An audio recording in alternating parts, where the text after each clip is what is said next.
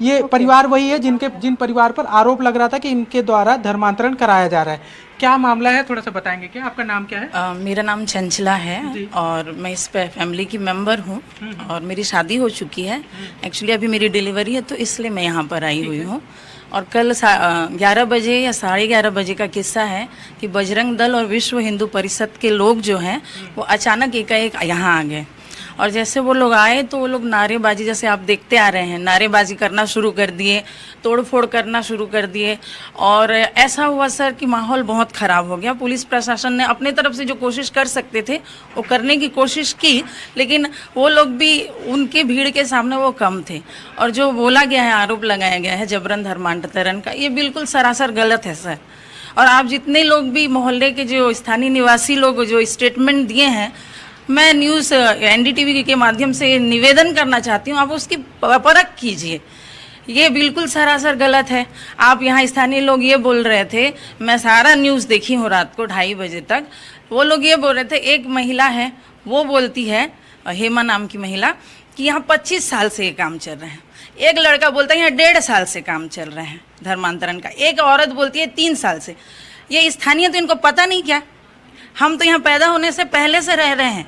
हमारे mummy papa government service में थे, यूनिवर्सिटी में मेरे पापा थे, म्यूनसिपालिटी में मेरी मम्मी थी, गवर्नमेंट सर्विस में। आप लोग ईसाई धर्म कब से अपनाए हुए हैं, मतलब आपका परिवार कब से अपनाया हुआ है? देखिए, इस फैमिली में 25 साल हो गए। मैं प्रभु को सबसे पहले मानी। मेरे पैर में प्रॉब्लम है, मुझे काफी समस्याएं होती थी। जाने के बाद 25 साल से आप लोग, आपका परिवार ईसाई समुदाय से जुड़ा हुआ है। आरजू, मैं कुछ तस्वीरें भी एक बार दिखाने की कोशिश करूंगा। आरोप है परिवार का कि तोड़फोड़ की गई है घरों में और खिड़कियों को तोड़ा गया, तो वो तस्वीरें भी दिखाना चाहेंगे। लेकिन एक चीज और भी है, जो और भी लोगों से हमारी बातचीत हो रही थी इस मोहल्ले में ही, तो उनका ये कहना था कि यहाँ पर इस मोहल्ले में आसपास जो है वो करीब 3 ऐसे जगह हैं जहाँ पर रविवार को प्रार्थना सभा आयोजित करवाई जाती है जी। और फिर प्रार्थना सभा की जो उनका आरोप है कि प्रार्थना सभा की आरोप में, मैं आ जाऊँ, जूता पहन के आ सकता हूँ? धन्यवाद। तो ये जो इनका देखिए तस्वीरें देख लीजिए, जो इनके आरोप हैं कि जो पत्थर मारकर इसको तोड़ा गया है।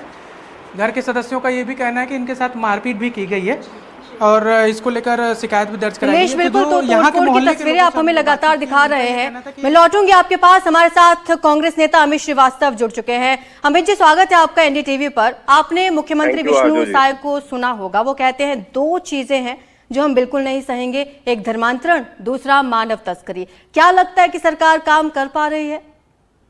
देखिए, कहते हैं ना, action speak louder than words, और लगातार हम देख रहे हैं छत्तीसगढ़ में जिस प्रकार की घटनाएं हो रही हैं।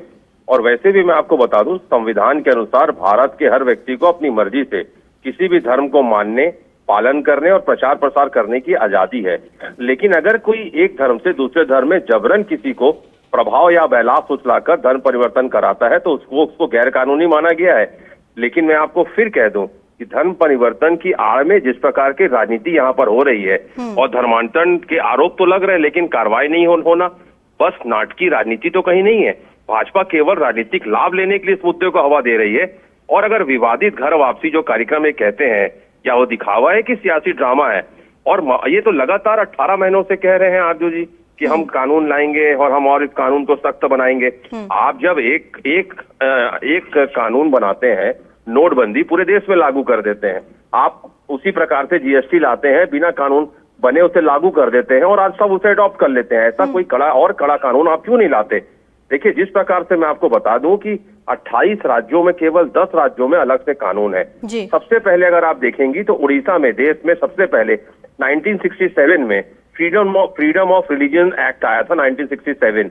फिर एमपी ने उसे अडॉप्ट किया। लेकिन ये लगातार 18 महीनों से सिर्फ घोषणा कर रहे हैं इनके मंत्री कि हम धर्मांतरण विरोधी और कड़ा कानून बनाएंगे, लेकिन अभी तक इन्होंने बनाया नहीं। फ्रीडम ऑफ रिलीजन अलग चीज है और जबरदस्ती धर्मांतरण करवाना अलग चीज है। मैं लौटूंगी आपके पास। हमारे साथ जरा बीजेपी नेता जुड़ चुके हैं, राजीव चक्रवर्ती हैं हमारे साथ। राजीव जी, अब कांग्रेस नेता को आपने सुना होगा, अमित जी लगातार सवाल उठा रहे हैं, कह रहे हैं कि सरकार नाकाम हो रही है इन मुद्दों पर। देखिए, मैं अमित जी का वर्षन सुन नहीं पाया हूं, लेकिन सरकार सभी मुद्दे पर सफल है और लगातार काम कर रही है। कुछ तकलीफें जो विरासत में मिली पिछले 5 वर्षों में, इसके बावजूद भी सरकार सभी मोर्चे पर सफल है और धीरे धीरे प्रयास कर रही है कि सरकार की जो भी समस्याएं हैं, जो जन सरोकार की बातें हैं, वो धीरे धीरे सफल हो जाए। ठीक है, जो सरस्वती नगर में अभी हुआ उस पर सरकार का क्या टेक है? देखिए, जो हुआ है उस पर सरकार ने संज्ञान लिया है और संज्ञान लेने के बाद जो पक्ष और जो आरोपी हैं उनके ऊपर नजर रखी जा रही है और तथ्य और साक्ष्य इकट्ठे किए जा रहे हैं।